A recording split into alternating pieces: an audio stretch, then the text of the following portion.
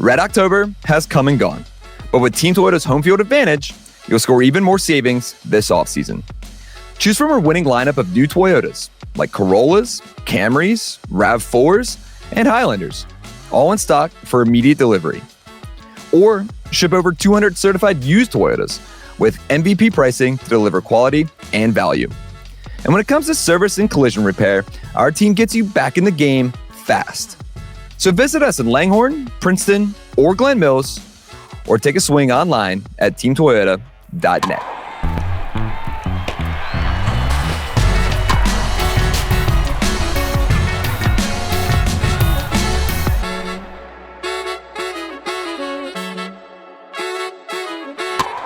This is Phillies Talk, presented by Team Toyota. I am McKercher, digital video producer and co-host of this podcast. Once again, joined by Sean Kane. Sean, we had to kind of make this a little more formal because after a 55-minute press conference with Dave Dombrowski, there is a lot to talk about. So we're here to react to all the comments.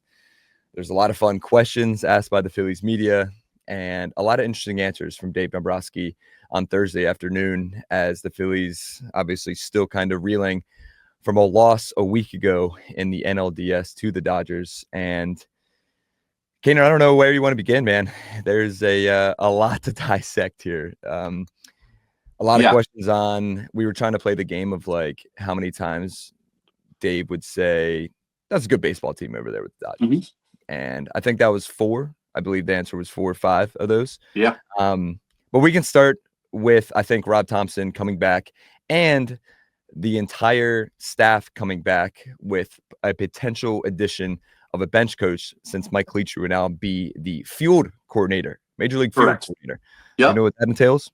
So Rob Thomson was asked what that entails, and Rob Thomson basically just said he's basically Calitri, that is going to be doing the same thing he did last year, coordinating spring training, coordinating everything that goes into running the team on a daily basis, both during spring training, during the season, working with the coaches, working with the manager, making sure it's all streamlined, same vision, same goal. So clearly, Mike Calitri, they feel that he's suited to that role, given that, according to Rob Thomson, that's basically what he was doing all of last year. So this move, making him the field coordinator and bringing in a new bench coach, from what I gather, is more about bringing in the new bench coach, a fresh set of eyes, as Rob Thomson put it, somebody that will have obviously a good rapport with Rob Thomson. He was asked, is this bench coach somebody you're going to be involved with this hire? He's like, oh, absolutely, sure. So kind of like another right-hand man.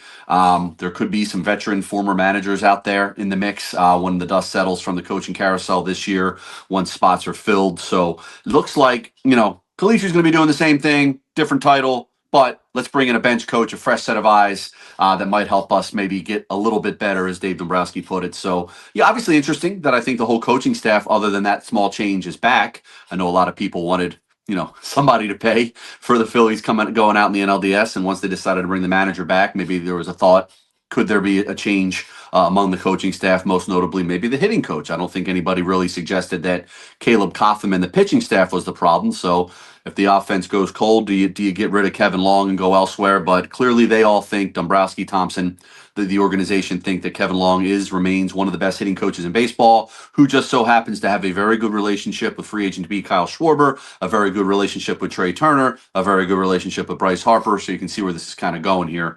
So not a shock to me. I know people aren't going to be happy about it, but totally not surprised that Kevin Long's coming back.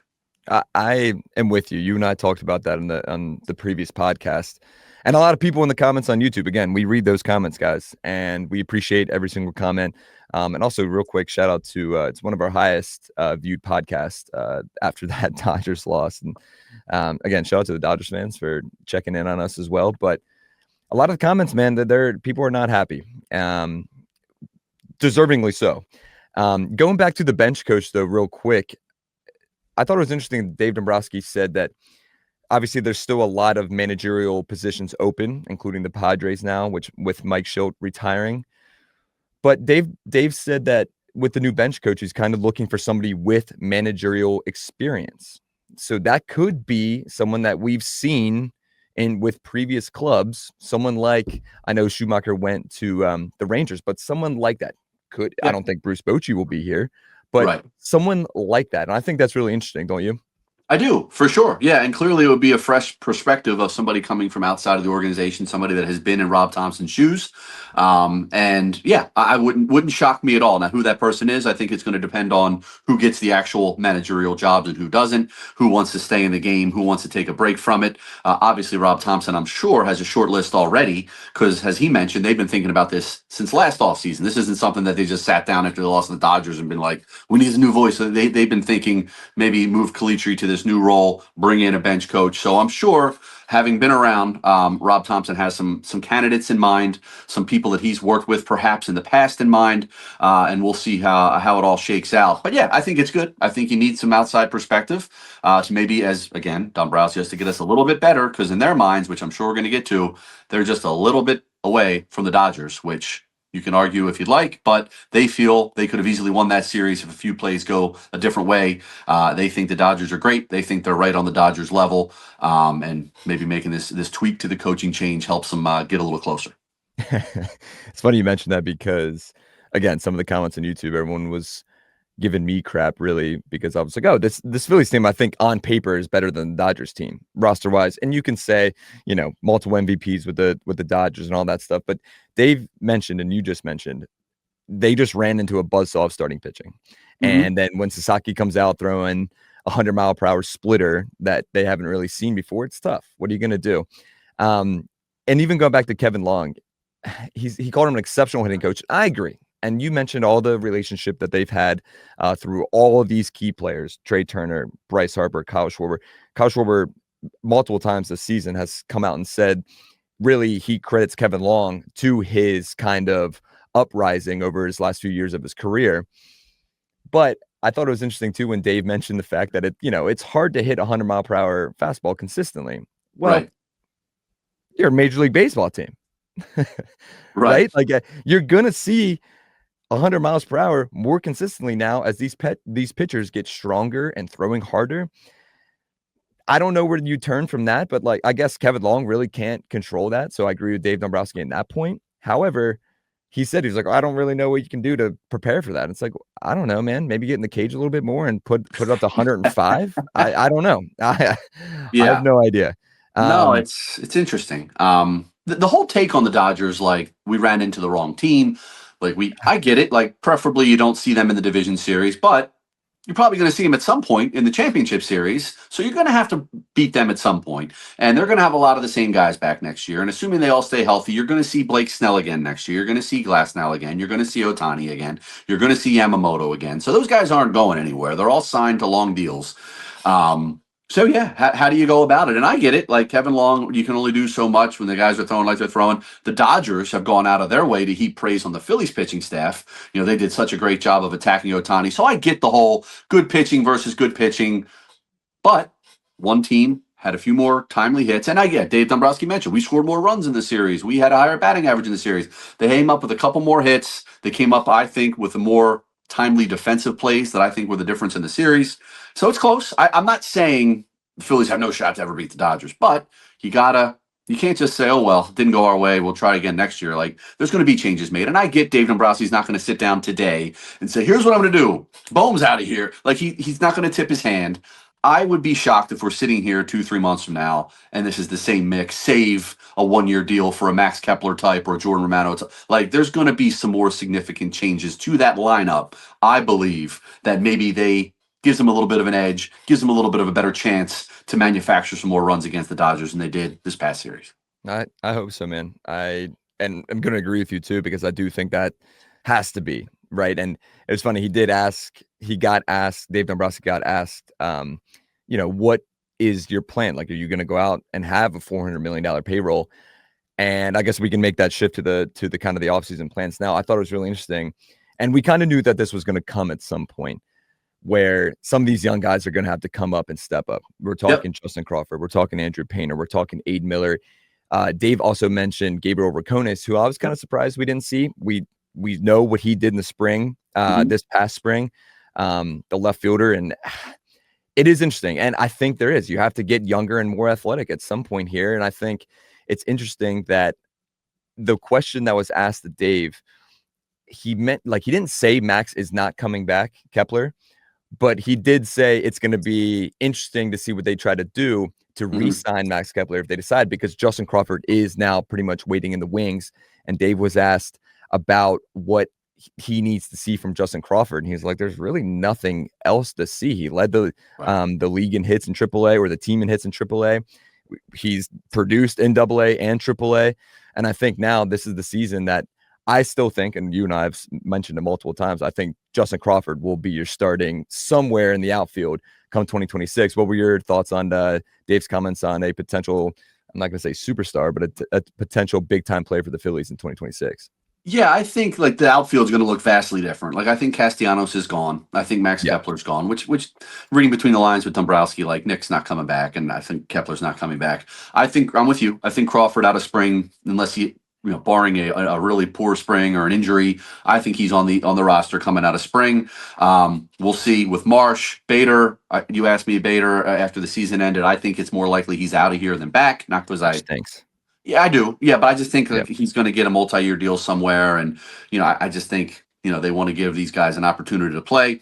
Dave Dombrowski lumped in Otto. You mentioned Miller, you mentioned Painter, you mentioned Crawford, the young guys, Rincones. He lumped in Otto Kemp with those guys too. I think Otto Kemp's a guy they view as could give him a little bit more offensively. Clearly, apparently he has some health issues going on throughout the season. Dombrowski mentioned that. He mentioned how tough of a guy he was playing through whatever. And despite all that, sounds like multiple injuries too. Yeah, a couple different things. And then obviously, despite all that, when he came back up, he still gave him some pop and still produced. So I think Kemp, he's not the best defensive outfielder, but I think he's going to be a guy that's going to factor into the outfield equation, whether it's in a platoon with Marsh somewhere in left field, maybe. You put Crawford in center, you figure out right field. So I think the outfield's going to look a lot differently. You in terms of the superstar player, I don't know. Like you're right, because Dombrowski went out of his way to say, "Hey, we're not going to have a $400 million payroll. Get this guy, get this guy, get that guy." I would love him to go after Bregman, but that's going to be a big deal. You move on from Bohm, you ship him for whatever you can get. Maybe it's some bullpen help, maybe it's whatever, an outfield piece. We'll see. Maybe that's Dave Dombrowski just playing coy. Oh, yeah, you can't have a $400 million payroll, and then boom, he's in on Bregman, or he's in on, it doesn't sound like they're dying to move Harper to their outfield and put Pete Alonso at first base. Obviously, they want Schwarber back, but if Schwarber goes elsewhere, maybe Alonso slides into that DH first baseman hybrid role. Bregman's the guy to me that I think is worth making a run at. I think he fits them. He fills the need offensively. He fills the need defensively. He's a position they can upgrade at without having to move Harper all around.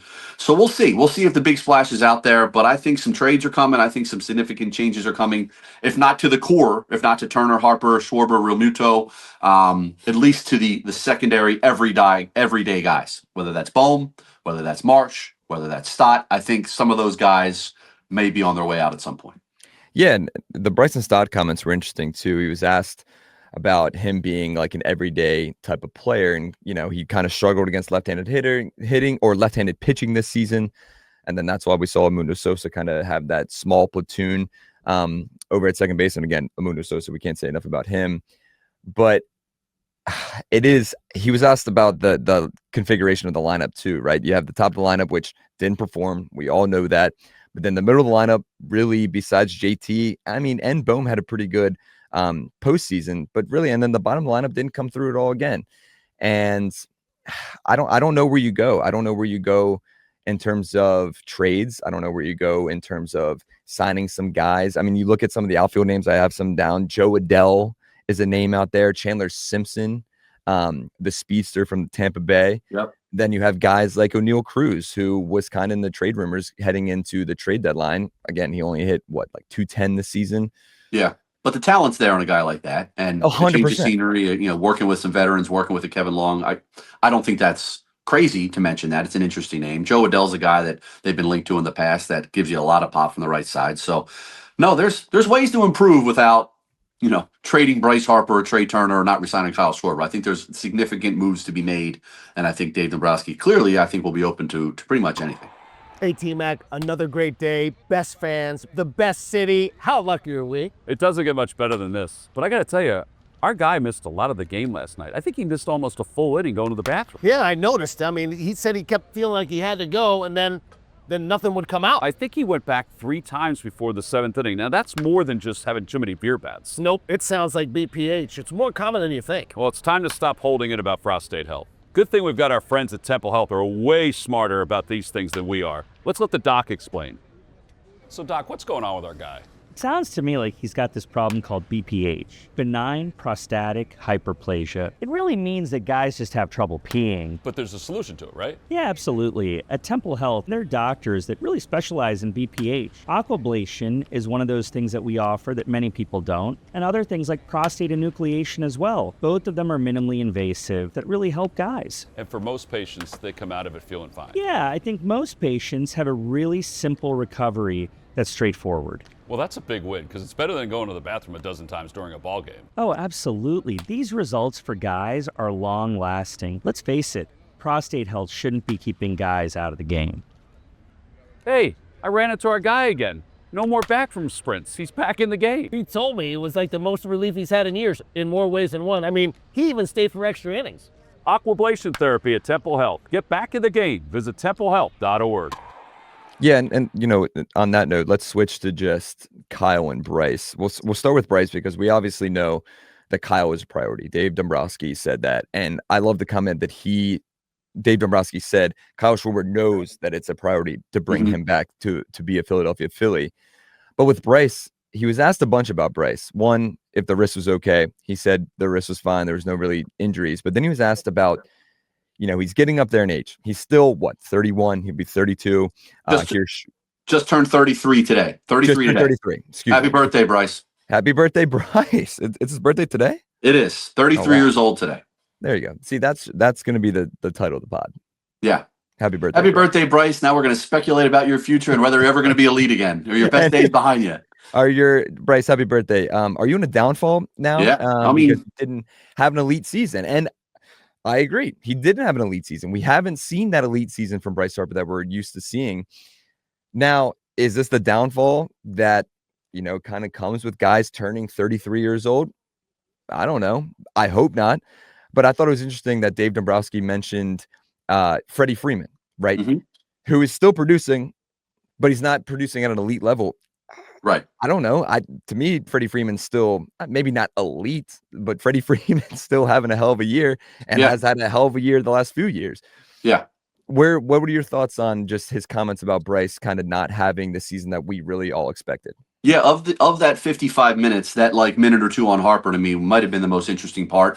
Yeah. Just because of how candid he was. Is he going to ever be elite again? We don't know. And this is a guy they have for 6 more years. It's not like they're riding out the last couple of years of this contract. They're barely halfway. And obviously everything, Bryce has been the face of this franchise. And it's just it's odd and strange to hear kind of somebody in the organization, especially somebody as prominent as Dave Dombrowski, kind of shoot from the hip when it comes to maybe Bryce is going to be just a good player. People kind of they've always deferred to Bryce. Bryce is the best. Bryce is this. Oh, he was playing hurt. And not to make excuses for him, but to hear somebody kind of speak objectively about where Harper is in his career, turned 33 today, which doesn't sound old, but he's been a big league player since he's 19. So we're talking 15 seasons of playing every day and playing hard and swinging hard. So wouldn't shock me if, Bryce, his early to mid 30s might come a little more harshly than some others. And, obviously he's wants an extension. He's made that public the last couple off seasons. So you kind of read between the lines there. Dave Dombrowski's I'm not giving this guy an extension if I don't think he's going to be elite again. And now Dave didn't say he's never going to be elite again. He's just going to be, right. He's time will tell. We'll see. And I think that's correct. And we shall see. This year, he had a good year. Didn't have a great year. Dave said he was an all-star caliber. I guess it was a fringe all-star caliber year, but where you rank among first basemen, his first baseman part of me is kind of in the middle of the pack, maybe above average, but certainly there's a lot of first basemen that have better years than him offensively. So I don't know. It was very surprising to me to hear Dave pretty much, long story short, say, we'll see. Is he just going to be a good player? Maybe he'll never be elite again. We don't know. So big question there. Maybe that motivates Bryce a little bit. Certainly Bryce is going to be aware of these comments. It'll be interesting to see how he responds. Because in his mind, certainly we heard him say it this year. I'm still one of the best in baseball when he had that big game in San Francisco. It was almost like he was kind of convincing himself hey, I'm still that guy. So very interesting to me and gives you some insight on how they're kind of viewing the remainder of his contract. I forgot about those comments. Yeah, that was when Bryce made those comments in San Francisco. It was like, okay, maybe this is the year. If he's starting to get it all together and he can lead this team to a championship, maybe that's really what's going to solidify his career as a Philadelphia Philly. And obviously that didn't happen. It is. And I just can't believe, like, this February will be 7 years since he signed. And that's a long time, man. That's a long time. And again, now officially halfway over that contract. And I don't know. It did. I think you're right. That's the most intriguing comments of this entire press conference from Dave Dombrowski, 55-minute press conference, which, man, we were saying, like, I was like, he's still going. Here we go. And yeah, obviously we have to get going here at some point too, because so we ended up not listening to full of Rob Thomson, but I'm sure the beginning, and you mentioned it at the beginning too, kind of just echoing Dave's sentiments on just, we ran into a buzzsaw. But I don't know, man. And I guess we'll go to Kyle real quick, and then I have two more things. But sure, Kyle, obviously a priority. Yes. I saw some spot track like comparisons and expectations for Schwarber. Saw 4 for $99 million. I don't think that's going to get it done. I think we're going to get upwards of $100 million per year. I don't think it's going to exceed maybe 150, at least from the Phillies. But obviously the big thing is for Kyle Schwarber to return as a Philadelphia Philly. I thought it was interesting though. I saw it was like MLBTradeRumors.com. They had an article written about him and JT, and there hasn't been an age 33 or older that has taken a 5-year plus contract in the history of baseball. Yeah, I thought that was very interesting. There's only been 2 catchers in terms of JT that got an extension more than 2 years going into their age 33 or above year, and that one was Carlos Ruiz, which I thought was pretty interesting. But what do you expect Kyle Schwarber to get? Obviously, there's a lot of time to dissect this, but just right off the jump, after Dave Dombrowski's comments, is it going to be 4 for 120 that gets the job done to have him return as a Philly? 4 for 120, I think, would be fair. I think the big question will be whether she gets a 5th year from somebody else out there, because I'm sure he wants a length of the contract the next year. To me, you mentioned his age. I think he's going to continue to produce at a pretty high level just because of the DH factor. And to me, he strikes me as a guy that is going to continue to hit his, he's not a speed guy. His game is extra base hits and pop. So I don't think that's going anywhere anytime soon. So yeah, 4 years, $99 million, that's not going to get it done. To me, 4 120 is fair, right around 30 a year. Now, will somebody make him the 5 for 150 offer? Will somebody tack on that extra 30 for another year to get to 5 to 150? That's a lot. That's a lot of money. That's a lot of years for a guy entering his early to mid 30s. So I think the Phillies would prefer 4 years, but if Kyle wants to go 5 and has another offer that's 5, they're probably going to have to match that. And then JT, to me, I don't know why that deal would be any longer than 2 years. I can. Maybe an option for a third, but he's going to be 35. He's a catcher. I think it's objective to say he is in offensive decline. His numbers are declining. Normal. But lots of praise for the way he handles that pitching staff. Obviously, he's a leader. Not a whole lot of great options out there in terms of in the organization, certainly. Now, they could try to make a trade, try to look to another club for a younger catcher. I don't know. JT to me is like a 2-year, 30 to 35 million. He's making 23, 24 million a year. He's going to have to take a pay cut from that. I don't think he gets 20 a year. Maybe if you give him 2 years, 35, that's 17 and a half per year. To me, that seems reasonable. Is somebody else going to offer him 3 years? I don't know who's coming in and offering him a 3-year deal at that type of money. So that's my answer. 2 years for JT, 4 years for Kyle. But if you're pressed and you have to go 5 for Kyle, I think they're going to do it. They clearly want the guy back, and they want to have him back at all costs for a lot of reasons. And if that's going to cost 150, that's going to cost 150. But to me, 4 years, 120, 125 million would be a win for the Phillies in terms of financially, at least in my opinion. I think so too. And it's funny because, we sit here and I know there's going to be some comments on YouTube and listening to this and however you listen to this podcast. I mean, there's going to be people saying, are we sure we want to bring Kyle Schwarber back? And I think that's egregious. Yes, you do want to bring Kyle Schwarber back because even just the progression that we've seen as he gets older, I still think he's having the best years of his career the last 3 or 4 years. And I think he had probably the best year of his career this past season in 2025. You have to bring him back. And that's kind of leading into the last question, because I know we got to get going here. But Dave Dombrowski was asked why Phillies fans should continue to believe in this team over and over again as they continue to fall short. And I thought it was interesting that he said he has friends across the country, slight flex from Dave, but he's friends all across the country, and they keep saying they might have the best team in baseball. They have the most exciting team to watch in baseball. And I agree with that, completely agree with that. But his comments on, yes, we do, but we need to get younger. We need to get some, maybe some fresh faces in here. But again, it sounded like they're just trying to run it back. That's not, to me, the right idea. And as I have friends that are Phillies fans, we can arguably say that we are Phillies fans watching this team day in and day out and then continue to come up short. There has to be changes. Don't you agree? I do. Yeah, I do. And I don't know that it's going to be the big splash of trading one of these guys. Frankly, I don't know who wants to take on 8 more years of Trey Turner's contract. And Trey Turner just won the batting title. Bryce Harper has 6 more years left on his deal. And Dave Dombrowski just essentially admitted he's probably not going to be that guy that we've seen the first 10 to 15 years of his career. So I don't know. How do you move one of those? And then to your point, do you really not want to bring Schwarber back? Take away Schwarber from this past year's team, they might not have won to make the playoffs.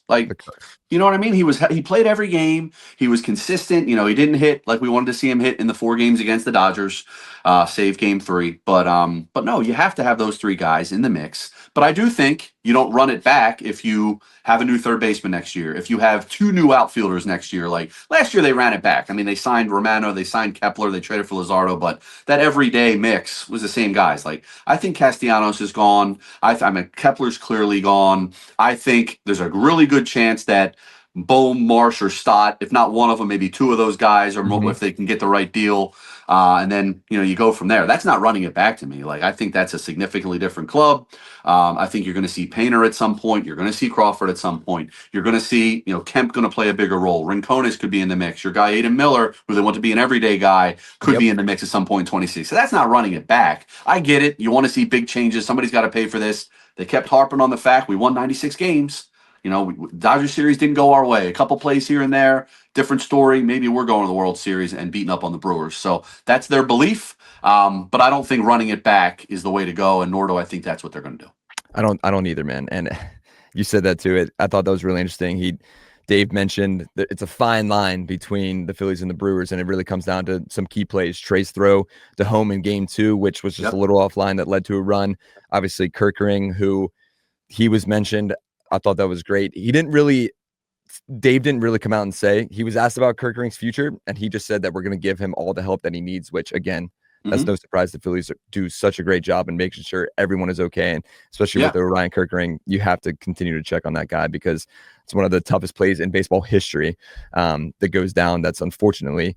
And then the missed strike call, which he said that JT went up to Dave Dombrowski after the game and said, the umpire missed the call. And Christopher Sanchez echoed that same sentiment right after the game too. So there was a few plays that kind of decided this series, but it was also 1 through 3 going 1 for 14 in game 4. That it just can't happen. So I'm glad. Go ahead. No, it can happen. But I mean, those 3 guys are probably going to be back, and at some point they need to hit a little better, even if it against an all-world pitching staff. To your point, get in the cage and put it at 105. Dude, just let him cook. There's got to be a little more offense than we saw. Blake Snell's great. Shohei Ohtani's great. Class Snell pitched great in game 4. But you're going to have to, the Dodgers aren't going anywhere. You know what I mean? They're going to likely go to the World Series again, and you're going to see them again, and they're the class of the National League, and their guys are signed to long-term deals, and their pitching is going to be their pitching, barring some injuries. So you got to figure it out. You're not going to beat up on their pitching staff, but you got to score a little more. You got to figure out a way to win those 1-run games that they lost in game 2 and that they lost in game 4. And you mentioned the I thought Dave's comments were interesting and keeping the core group together. He mentioned the Braves back in the early 90s with their core, and they won 14 straight divisions, and only won 1 World Series. And he brought up the Yankees going to the playoffs 20 of 21 years, but they only won 1 championship. Okay, but that's cool. That's great. You got to win the World Series. Yeah. Straight up. And Dave Dombrowski, and Dave had a quote in The Athletic to Jason Stark, 10, 15 years from now, when you come back and you're honoring the NL champions of 22, but if you're honoring the world champion, it's got a different feel. You got to get over that hump for this group to be remembered, along with the 80 group, along with the 08 group. They've had a lot of success, but you got to win it. You got to figure it out. Rob Thomson said the same thing that you just said. I've been a coach, a manager. going to the playoffs with the Yankees, going to the playoffs with the Phillies, I think 20 years, and I've won it once. Like, he won it once with the Yankees in 09 when they beat the Phillies. That was the only time he's been a part of a team that's actually gotten there. So the whole point is, it's hard. It's hard to do it. We just got to get back there. And there's something to be said for keeping a team that you can get you there. You got to get there to have a shot. And they can keep this group together and win another 90-plus games and get to the playoffs and then see what happens. But, yeah, I think some improvements need to be made so they can fare a little better in October. Yep, and Dave, and the last thing, Dave mentioned that maybe it's guys like Kike Hernandez, it's guys like Steve Pearce, who won the World Series MVP in 2018, 19 with the Red Sox. It's guys like that who didn't get hot until the playoffs. But you need guys like that. We haven't seen that. We haven't seen a Gene Segura since 2022 where he gets hot and is coming up with big diving plays. We haven't seen a guy like Rhys Hoskins, and I think those two guys really are missed on this team right now. But we'll see. I'm glad you mentioned Aiden Miller. That's the last thing I want to say. Everyday player, Aiden Miller. So if he comes up, he's going to play every day. So that could be at third base to start the season if Alec Boehm decides to go and you don't have Alex Bregman. So it's going to be. I think they're confident in him at third, short. They probably think he could eventually play second base. I mean, Stott's obviously great defensive, but I think they think he's versatile. But if there's not a spot for him to start the year, he'll probably start in the minors. But I think you're going to see him at some point next year. Get me fired up, baby. Get me fired up. That's something to look forward to in 2026, everybody. So no doubt. You got to get going. I got to get going. There's a lot to do. But thanks for listening to the Phillies Talk podcast, presented by Team Toyota. It's a lot of interesting comments, and there's going to be much more to hit on this, but we kind of just wanted to give you a little reactionary pod after David Dombrowski and Rob Thomson's comments. Thanks for listening. That guy's Sean Kane. I'm Spencer McKercher. We'll catch you guys hopefully soon with a lot more to dissect and a lot more to predict in the future, as the Phillies' future doesn't look great, but we'll see how it goes. We're letting the plane. Thanks for listening.